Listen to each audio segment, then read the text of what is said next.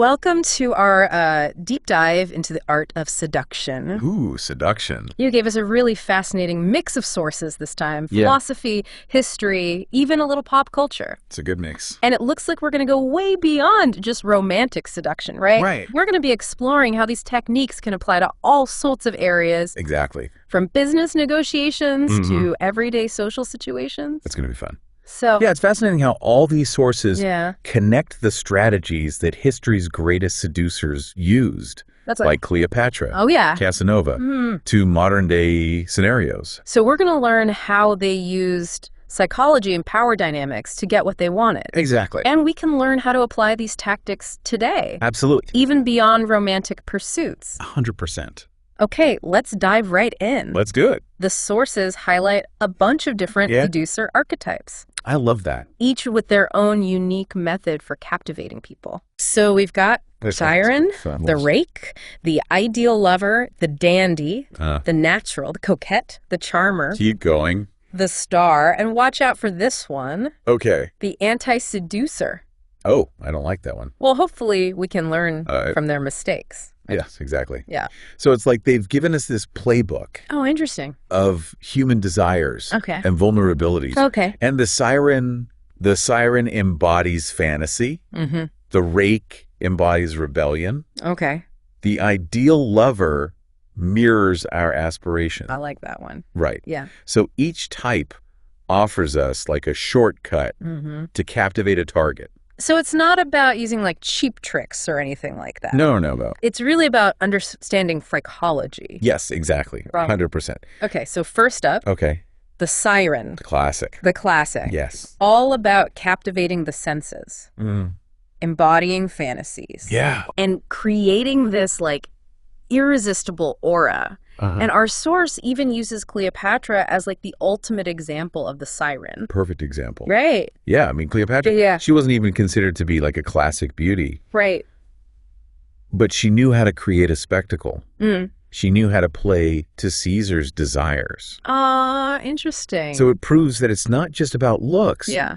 It's about crafting this larger-than-life persona, Right. something alluring and a little dangerous. Oh, I like that. Right, Yeah. a little dangerous. Okay, now for a modern example, Okay. we're going to think Marilyn Monroe, Ooh, yes. the ultimate siren, right? Yes. She carefully crafted her image to become like a cultural icon. Mm. This wasn't an accident. No. This was like a calculated performance, Yeah. a projection that tapped into deep-seated desires. Uh-huh. So how can we create... Well, the source highlights how a siren Yeah, moves gracefully and unhurriedly. okay. Her gestures hinting at excitement, Yeah. stirring desire subtly. So it's not just about being overtly sexy. No. It's more subtle than that. Subtly, yes. Okay. So it's about nonverbal cues, Mm-hmm. how you carry yourself, Okay. the energy you project. Okay. It's about mystery and allure. This reminds me of something that I read about powerful women in business, Oh, tell me. how they often use subtle body language Mm-hmm. to command attention Yeah. in a room full of men. Yes. It's like a silent power play. Right. Right. But the source also warns us about the downside Oh. of this archetype. Okay. Remember Cleopatra? Yeah. She was hated in Rome. Oh, right. They saw her as a threat. Interesting. So embodying this archetype Uh-huh. can lead to envy and resentment. So seduction is a double-edged sword. Yes. It's about power. Uh-huh. And power always has risks. Always. Okay. Okay.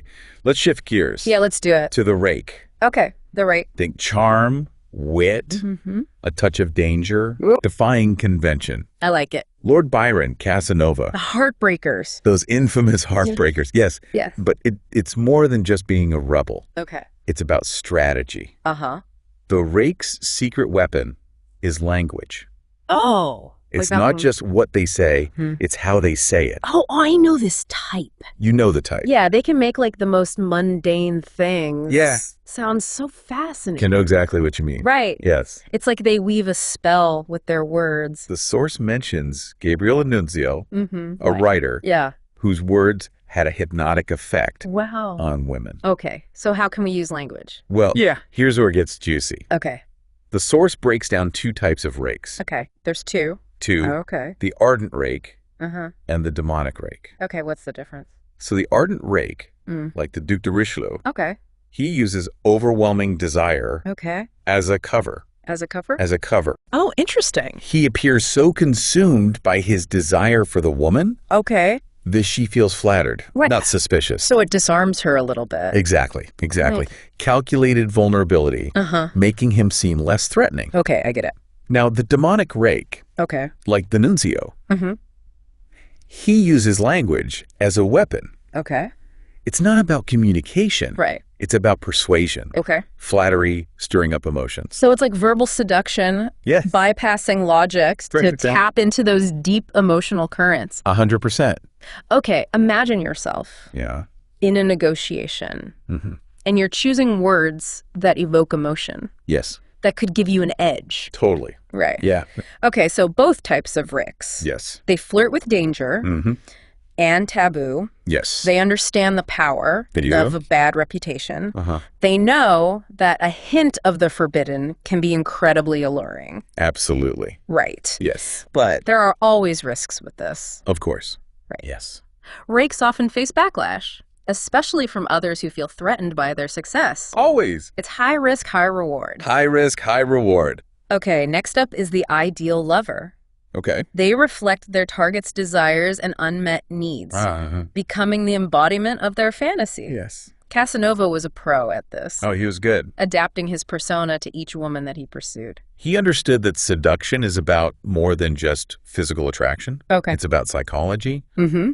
Madame de Pompadour. Oh, yeah. Perfect example. Okay. She satisfied Louis XV's desires All right. and made him feel intellectually stimulated, Ooh. even capable of greatness. So she appealed to his ego Yes. and aspirations, Yes. not just his base desires. Exactly. So it makes you realize how important it is to be a good listener. Oh, for sure. Right. To pick up on what someone truly wants. The ideal lover is a master observer, paying attention to those unspoken desires, those hidden longings beneath the surface. Okay, let's talk about the dandy. Ooh, the dandy. They play with gender roles Uh-huh. and expectations, Yeah. creating a lure through ambiguity and a carefully crafted aesthetic. I love that. Like Oscar Wilde Yes. with his flamboyant style and witty remarks. Love him. So they use feminine tactics to disarm an intrigue. Exactly. That's So it's true. about creating fascination and intrigue Yeah. by blending masculine and feminine traits. 100%. I've definitely met people like this. Oh, me too. They have this magnetic energy that's hard to define. I know exactly what you mean. Right. Yeah. The dandy proves that seduction can go beyond romance. It really does. Like challenging norms, Yes. embracing androgyny. They create a sense of fascination and transgression. Yes. The source mentions Lou Andrea Salome Oh, interesting. as a female dandy. Okay. She captivated intellectuals like Nietzsche and Rilke with her intellect, independence, and androgynous charm. What's interesting about Salome is that she used her unconventionality to disrupt expectations. She made people question their assumptions about gender and desire. Oh, so that's where the power lies Yeah. in making people feel both intrigued and a little off balance? Yes. It's like they're rewriting the social script. Exactly. And that disruption can be incredibly seductive because it feels new and exciting, a break from the mundane. The source contrasts the dandy with the rake. Oh, okay. So the rake wants to conquer women, but the dandy wants to conquer society, Interesting. using their style and wit as weapons. It's a power play on a social and cultural level. So imagine using this in your career, Right. crafting an image that challenges expectations and captures attention. So it's about using image and persona Yes. to challenge conventions and captivate the imagination. Exactly. The dandy understands that seduction is about creating a persona that's both captivating and unsettling, Okay. drawing people in while challenging their comfort zones. But remember, Remember? there can be backlash Always. for being unconventional. That's right. Daring to be different always has risks, but the rewards But the rewards can be great. can be great. Okay, now for the natural, Okay. they radiate this charm and childlike innocence and playfulness, Yeah. disarming their target with seeming vulnerability. Like Charlie Chaplin. Oh, yeah. His comedy tapped into a nostalgia for simpler times. The natural uses seeming weakness as a strength. So they create a sense of warmth, evoking a protective instinct, making them seem approachable and non-threatening. Cora Pearl, a famous courtesan, is a great example. Despite her profession, she maintained a childlike innocence, disarming her clients. So it's about spontaneity and genuineness. A refreshing break from adult life's complexities. Exactly. Have you ever met someone who just radiates this infectious optimism? Oh, yeah, for sure. It's magnetic. It is. It's magnetic. Yeah. The natural reminds us that sometimes the most effective way to seduce is by letting go of defenses. Embracing playfulness and being vulnerable. But there's a fine line, right? There is. Being too childish can backfire. Absolutely, yeah. The most seductive naturals balance their childlike charm with wisdom and experience. Think about how this applies to leadership. Oh, interesting. A leader who can connect with their team on a human level, who isn't afraid to show a little vulnerability, can build incredibly strong bond. Now, let's move on to the coquette. Ooh, the coquette. Masters of the push and pull. Keeping their target on their toes. They alternate between warmth and distance, creating longing and uncertainty. Josephine Bonaparte, for example. Oh, yeah. Captivated and controlled Napoleon. Wow. With this. It's fascinating how she used this strategy for power. She knew how to play the game. She did. The coquette understands the power of delayed gratification. Okay, so how does that work? By withdrawing and creating a sense of scarcity, they amplify their target's desire. So it's about playing with expectations. Keeping the other person guessing. Never fully satisfying their desires. It's a game. It's a risky game. This sounds risky. It is. Yeah. It's a game of strategic manipulation. Using emotional distance to create longing and dependence.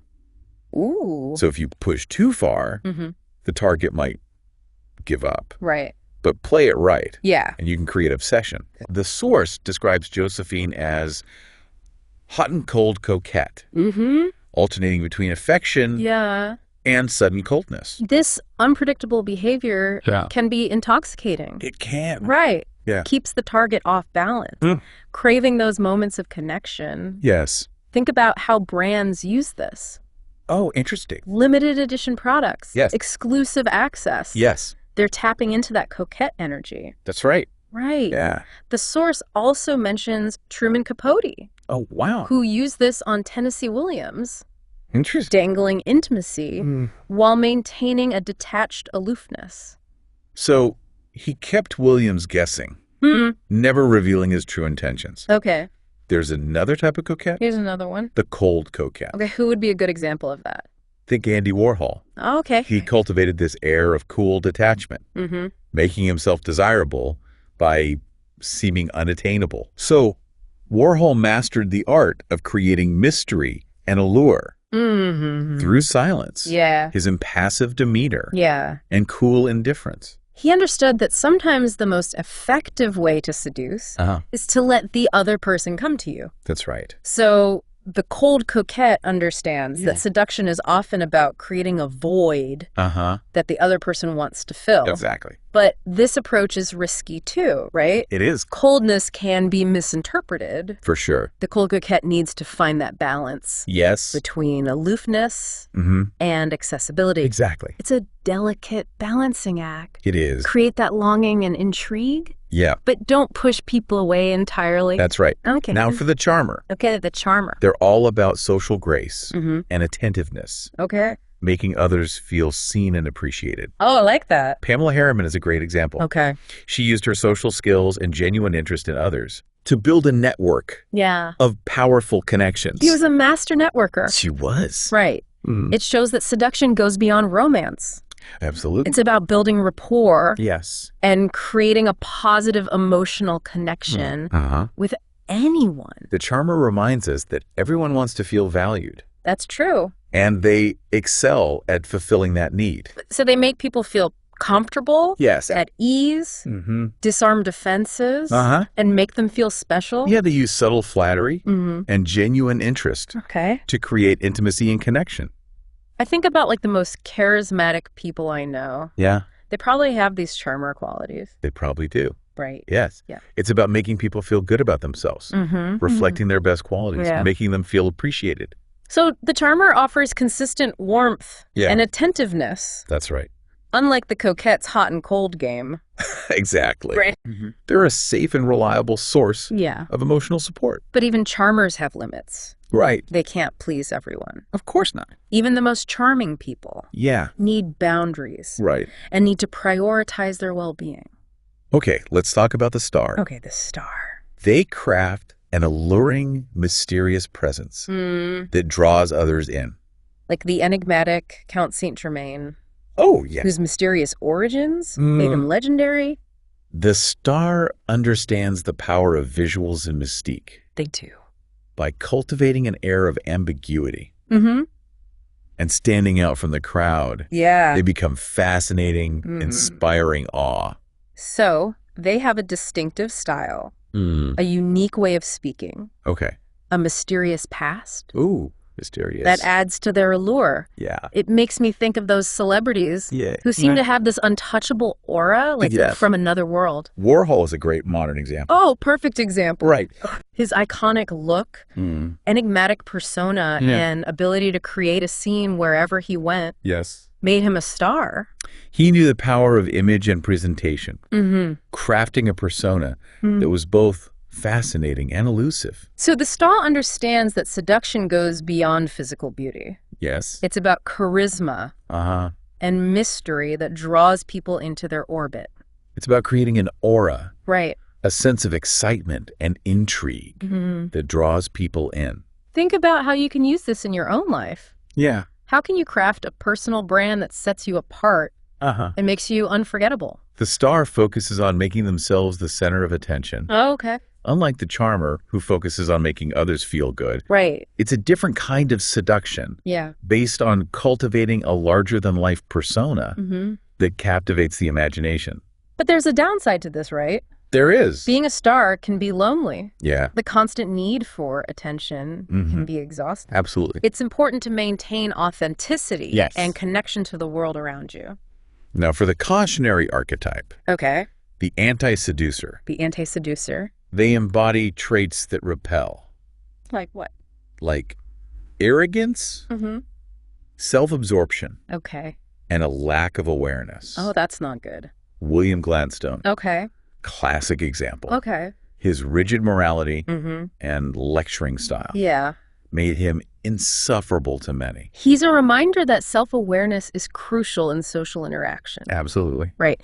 Being oblivious to how your behavior affects others pushes people away. They often talk too much, focus on themselves, and fail to listen or acknowledge others' needs and desires. The source mentions Makura. Makura. Yeah, he's a character from Crébillon's novel. Okay. The wayward head and heart. Interesting. As like a prime example of an anti-seducer. Okay. He's so self-absorbed that he misses out on connection and intimacy. So the anti-seducer reminds us that seduction is a two-way street. It's about paying attention to the other person, understanding their needs, and creating mutual desire. So be aware of those anti-seductive tendencies. Yes. And work on qualities that draw people in, like empathy, attentiveness, and genuine interest in others. Absolutely. Seduction is about creating a positive emotional connection. Yes. Which requires you to step outside of yourself and see the other person. We've covered a lot of ground. We have.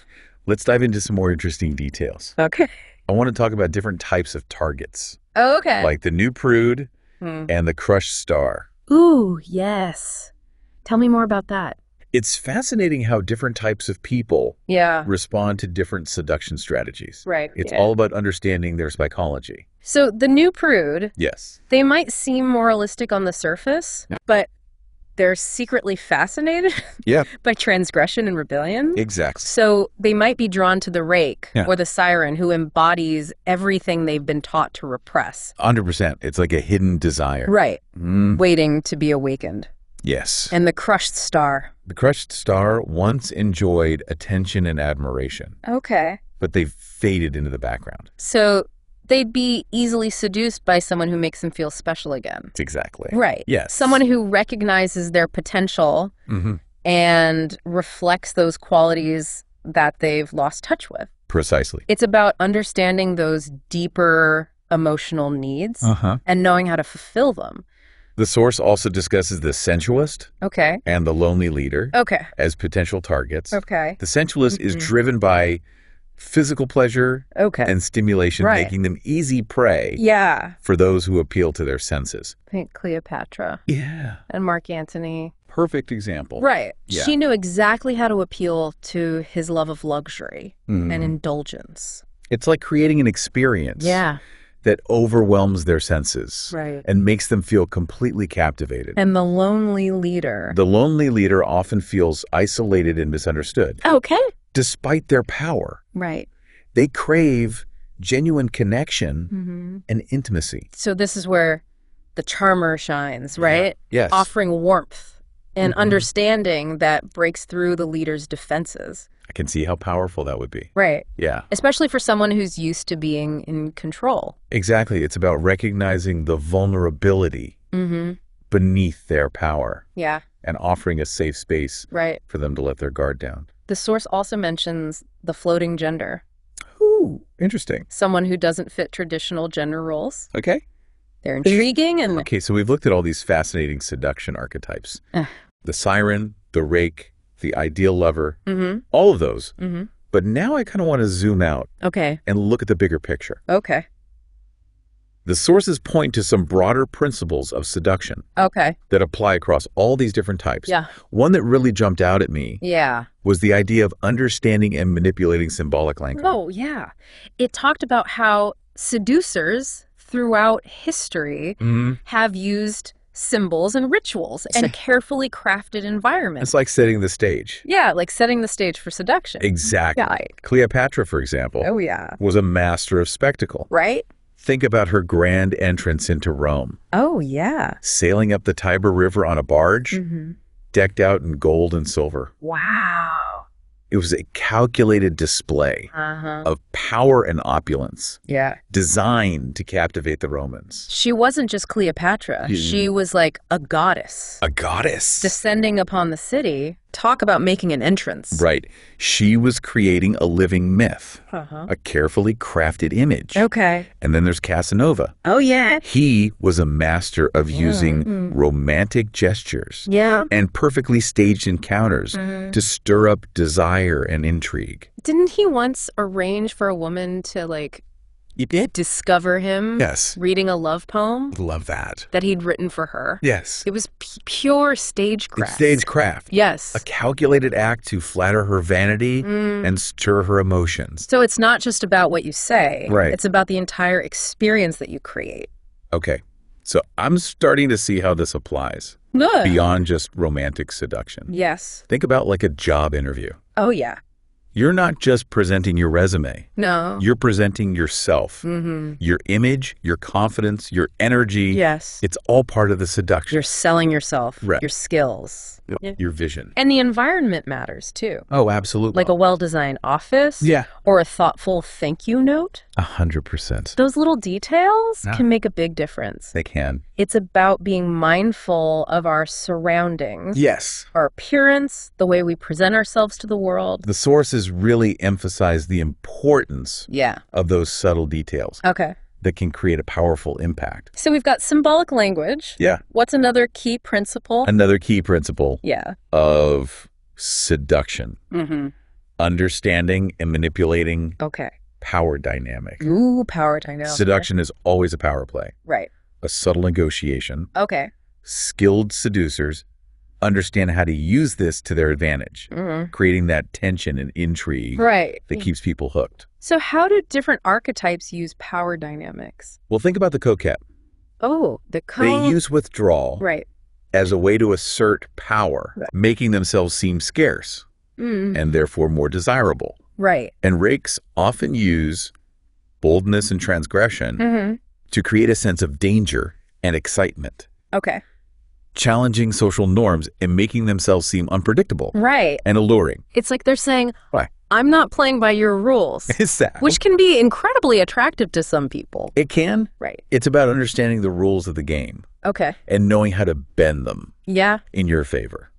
This makes me think about negotiations. Oh, interesting. If you come across as too eager, you lose your leverage. You do. But if you're willing to walk away, to hold your ground, you suddenly have more power. You do. Right. It's about mastering the art of push and pull. Create that dynamic that keeps the other person off balance and wanting more. Ooh, I like that. Right. Yeah. Okay. This is so insightful. Good. I'm glad. Okay. What else is there to know about the mechanics of seduction? Timing is everything. Okay. Timing, when to advance and when to retreat is crucial. Okay. Come on too strong. Yeah. And it's overwhelming. Right. But being too passive can lead to boredom. Yeah. And disinterest. Okay. So you got to find that sweet spot. You got to find that sweet spot. Yeah. Skilled seducers know how to build tension slowly, creating anticipation and keeping the other person guessing. So it's about reading the other person's cues. Absolutely. Right. Yeah. Sensing when they're ready for the next step and when they need a little space. It's like a dance. It is. It's like a dance. Yeah. This makes me think about public speaking. Oh, interesting. You have to know how to read the audience. Yes. When to pause for effect, when to raise your voice, when to inject a little bit of humor. 100%. It's all about timing. Yeah. Okay, now there's one more aspect we need to touch on. Okay. Reputation. Reputation. A carefully crafted persona Yeah. can add to your allure. Absolutely. This is especially true for the rake and the star. Oh, yeah. Their reputation precedes them, creating a mystique that pulls people in. Think Lord Byron. Oh, yeah. His image as this rebellious, romantic, and notorious lover only made him more desirable. He was a master of personal branding. He was. Right. Yes. He cultivated an image that was both captivating and controversial. 100%. Becoming the talk of the town. It's about standing out. Right. Creating a unique identity that captures people's imagination. It makes me think about how brands build their image. Oh, yeah. You create a story, an emotion, a feeling that they want consumers to associate with their product. Exactly. In a world bombarded with information, you have to create a brand, an image that sets you apart and makes you memorable. Okay. But a word of caution. Okay. You can't just rely solely on reputation. Right. Yeah. It's fleeting. And if it's not backed up by substance, it'll crumble. So it's about finding that balance between crafting an alluring persona and maintaining a sense of authenticity. 100%. People can spot a fake from a mile away. They can. Okay, now let's dive into some deeper psychology. Okay. One fascinating concept that the sources touch on is transference. Transference. The process of projecting our unconscious desires and fantasies onto another person. Oh, this sounds interesting. It is. Yeah. I remember reading about this. It's like we see in others what we want to see. Right. Exactly. Yeah. Skilled seducers often tap into these unconscious desires, triggering emotional responses that their target may not even be aware of. So it's happening on a subconscious level. Subconscious, yeah. Think about the ideal lover archetype. Oh, yeah. They often play on the target's unmet needs. They're longing for an idealized version of themselves or their partner. So the ideal lover becomes like a blank canvas. Okay.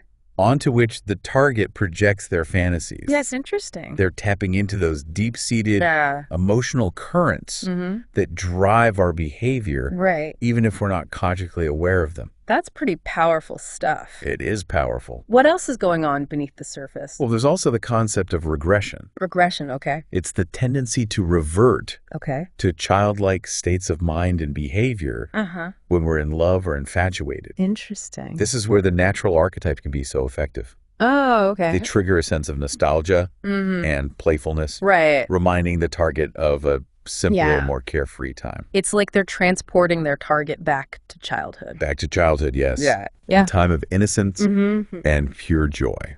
It taps into that primal need for comfort and security. Okay. For a return to a time when we felt loved and protected.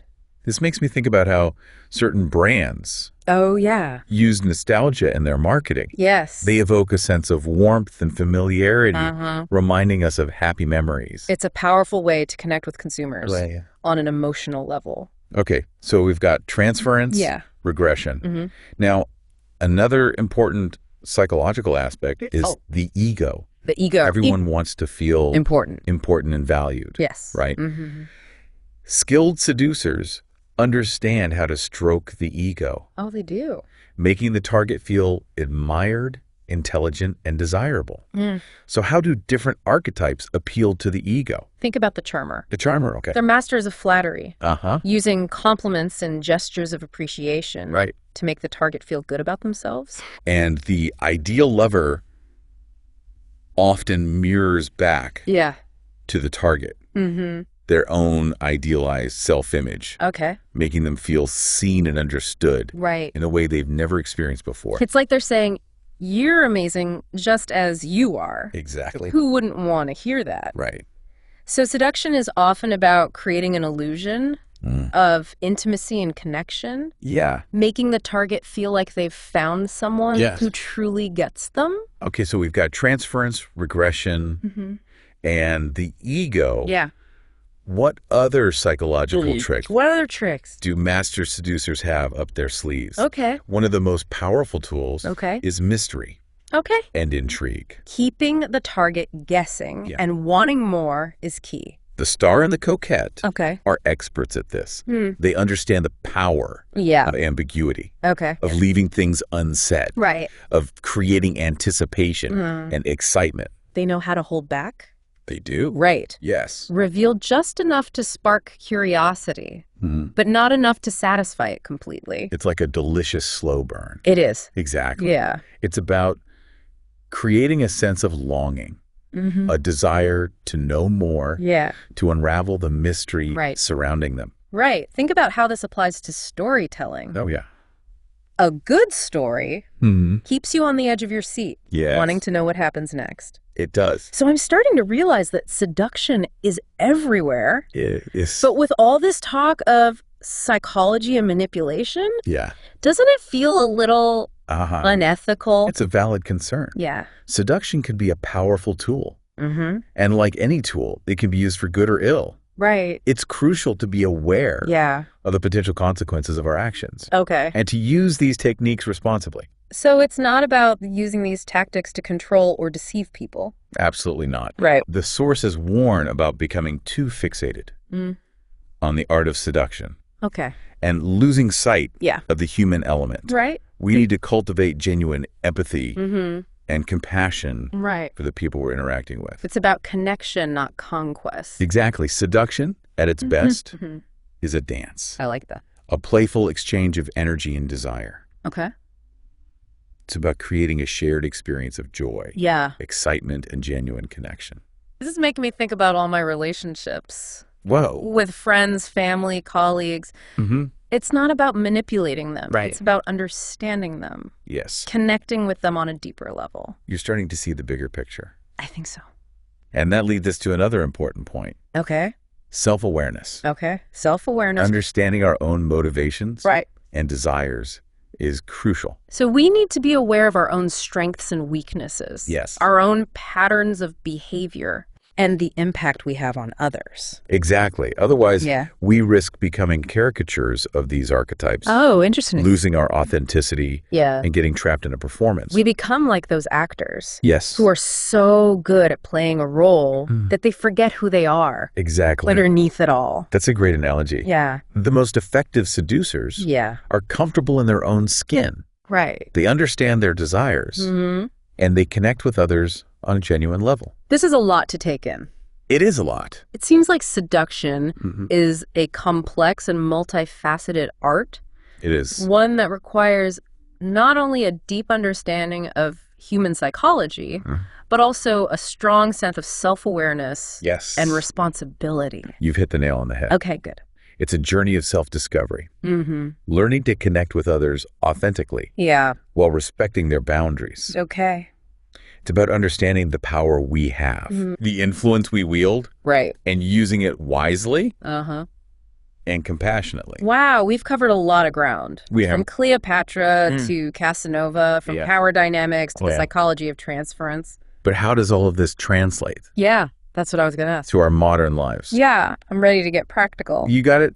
Let's take what we've learned and explore how these principles of seduction play out in different areas of life. Okay. From business to politics to personal relationships. Well, I like it. Get ready for some serious aha moments. Okay, so we've unpacked all these fascinating seduction archetypes. We have. And we've explored some really deep psychological principles. Deep stuff. But I'm ready to, bring this all home. Okay, yeah. How can we actually use this knowledge to create more fulfilling connections and achieve our goals in different areas of life? You're thinking like a true student of seduction. It's trying. The source material emphasizes that this isn't just about romance. Right. These principles apply to business, politics, personal relationships. I'm starting to see seduction everywhere. You are? Yeah, it's about influence, persuasion, connection, skills that can benefit you in all sorts of ways. Exactly. So think about the business world. Okay, business. The ability to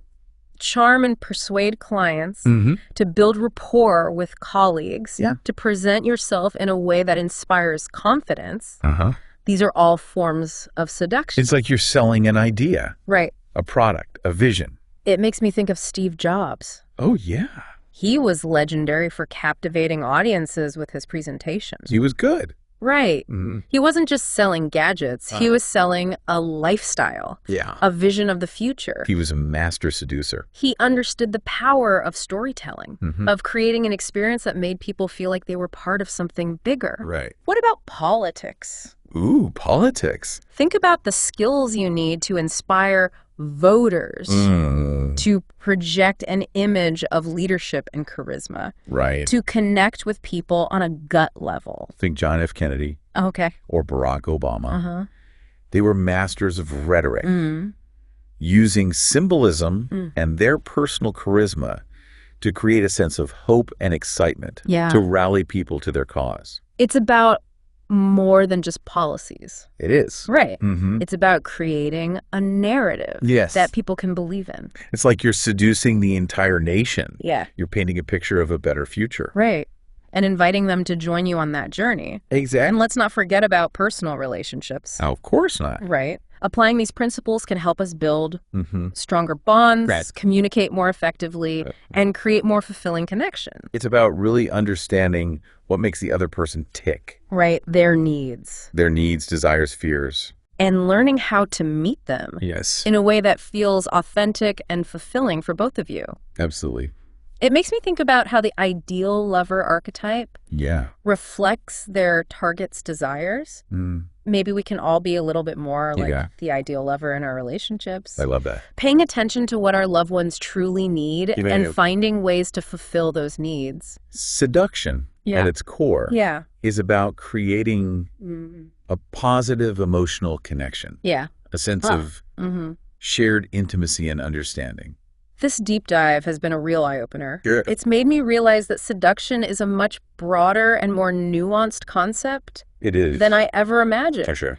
It's not about manipulation. No. It's about connection, influence, and creating win-win situations in all areas of life. What's fascinating is how these archetypes and principles transcend time and context. Right. The strategies used by Cleopatra or Casanova still resonate today, even in fields like business politics and personal relationships. And those anti-seducer examples were a great reminder. Yes, they were. That seduction is a two-way street. It is. It's not about tricks or deception. Right. It's about building genuine rapport, creating a connection based on mutual respect and understanding.